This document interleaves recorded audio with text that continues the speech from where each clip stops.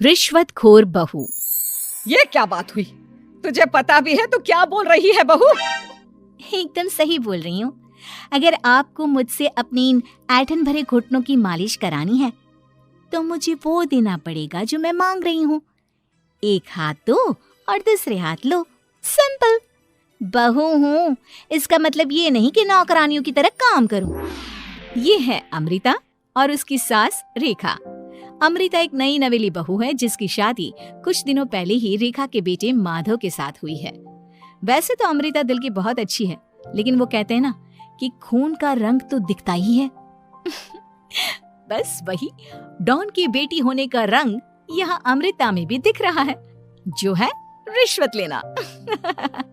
जी हाँ, काम चाहे कितना भी छोटा या कितना भी बड़ा क्यों ना हो, हमारी अमृता बहू बिना रिश्वत लिए कुछ नहीं करती।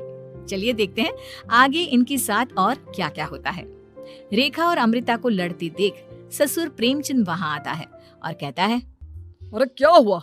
काहे इतना तिल मिला रही हो रेखा? अरे कुछ बोलोगी भी या कानों में हड़ताल हो रखी है तुम दोनों के? देखिए ना पापा जी, माँ जी ने मुझे कहा कि मैं उनके घुटनों की मालिश कर दूं, लेकिन उसके बदले में माँ जी मुझे वो हीरो वाला पुश्तैनी हार देने से इनकार कर रही हैं। क्या?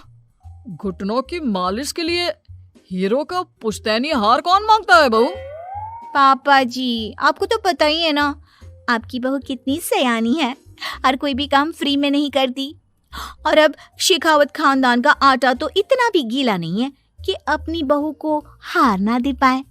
क्यों माय डियर माँ जी? देखा आपने प्रेमचंद जी, ये अब मुझसे पुश्तैनी हार मांग रही है, कल को पूरा घर मांग लेगी। अरे जा जा, मैं खुद कर लूंगी अपनी मालिश। ठीक है, मुझे क्या। एंजॉय योर मालिश टाइम माँ जी। रात में जब पति महादेव दफ्तर से लौटकर घर आते हैं तभी कमरे में, अमो सुनो ना, मेरा वो लाल रंग का जो शर्ट है ना वो धो दो ना प्लीज। एक्चुअली कल मेरी एक इम्पोर्टेंट इंटरनेशनल क्लाइंट के साथ मीटिंग है, बहुत बड़ी डील का ऑफर है, इसलिए मैं अपनी उस लकी शर्ट को पहनकर जाना चाहता हूँ। अभी धो दो, रात भर में तो सूखी जाएगी, फिर कल अच्छे से कड़क वाली इस्त्री कर देना अपने शुभ शुभ हाथों से। जी नहीं, मैं ये सब ऐसे ही नहीं करने वाली। अगर काम करवाना है तो मेरी एक शर्त है। अरे यार, तुम और तुम्हारी शर्तें, बोलो क्या है? आपको मुझे 10 मनीष मल्होत्रा डिजाइनर की साड़ियां दिलानी होगी। 2 हफ्तों में मेरी स्वीट हार्ट फ्रेंड बिल्लो रानी की शादी है। मैं वहां डिजाइनर साड़ी पहनकर जाऊंगी और सब कुछ चला दूंगी।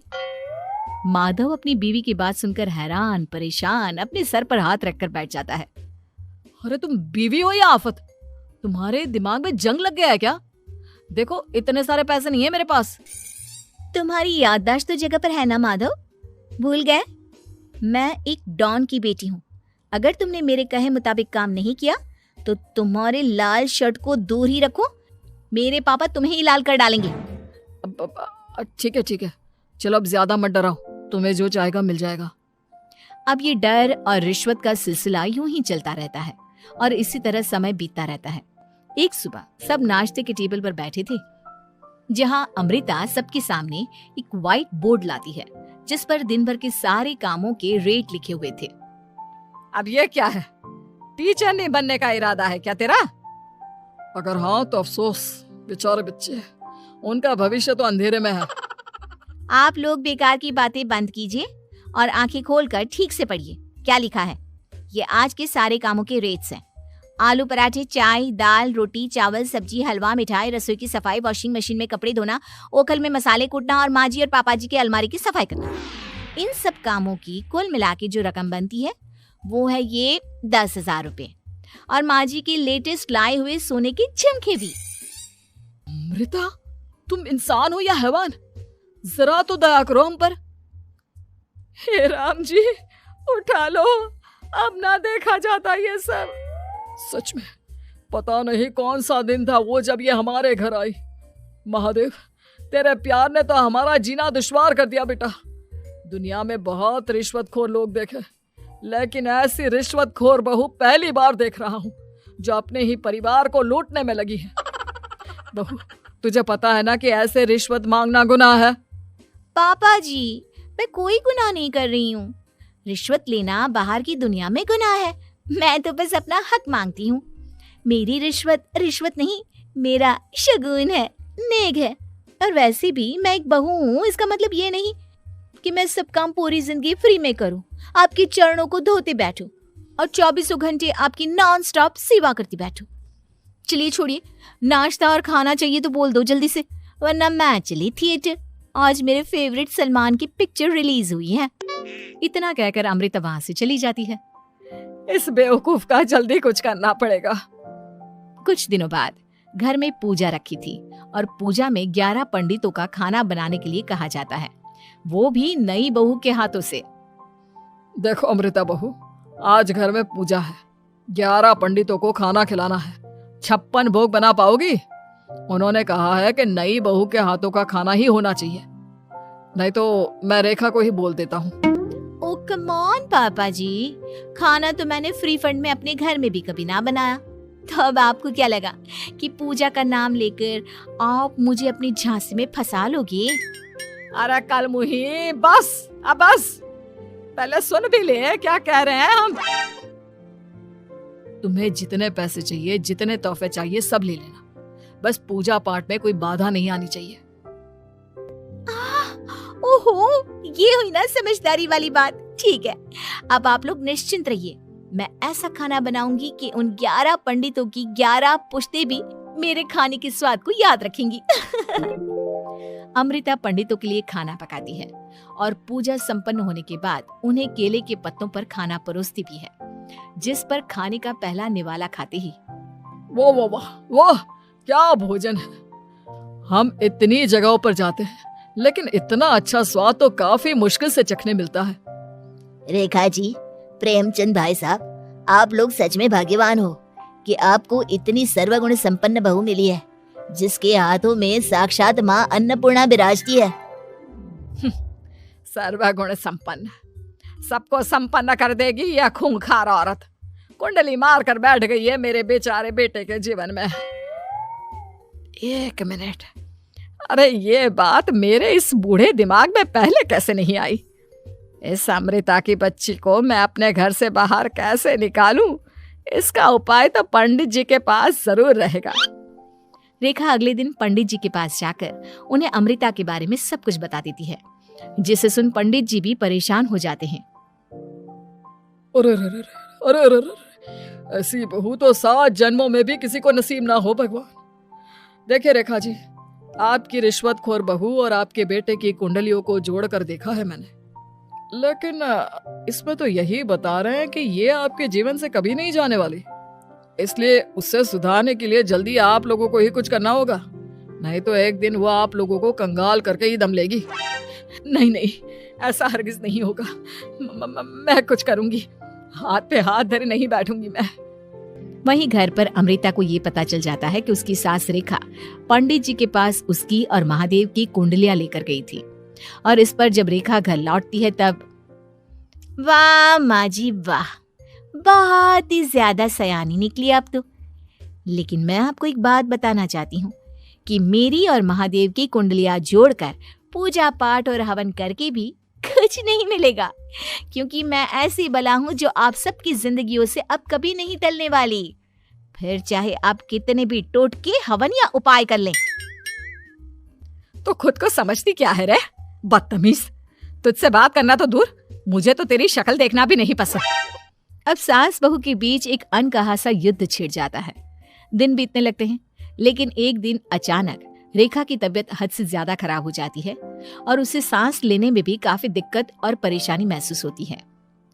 जब उसे डॉक्टर के पास ले जाया जाता है तब डॉक्टर चेकअप करके कहते हैं, देखिए मैंने सारे टेस्ट करके देख लिए हैं और रिपोर्ट्स को क्रॉस चेक करके ये पता चला है कि रेखा जी को गंभीर दिल की बीमारी है।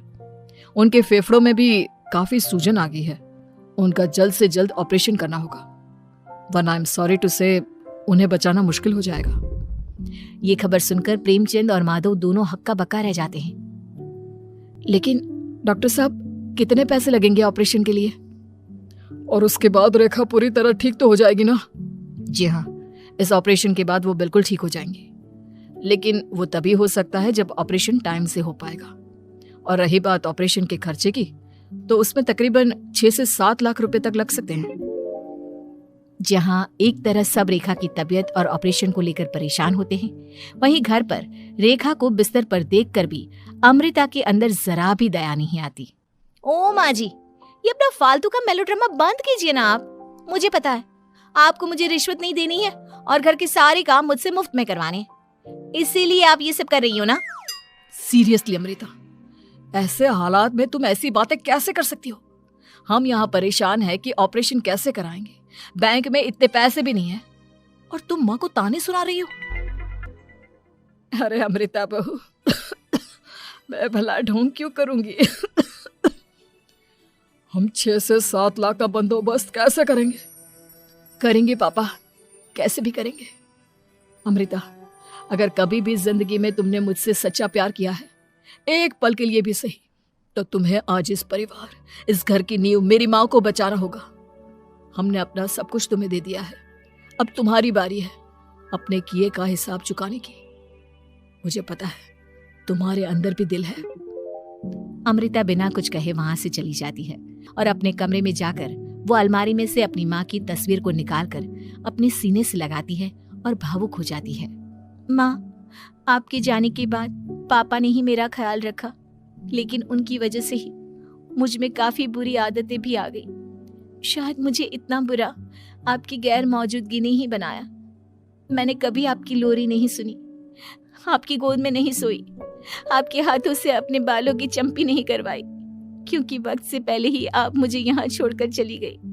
लेकिन अब मैंने जितना भी इस घर से लिया है, उतना सूद समेत चुकाने की बारी आ गई है।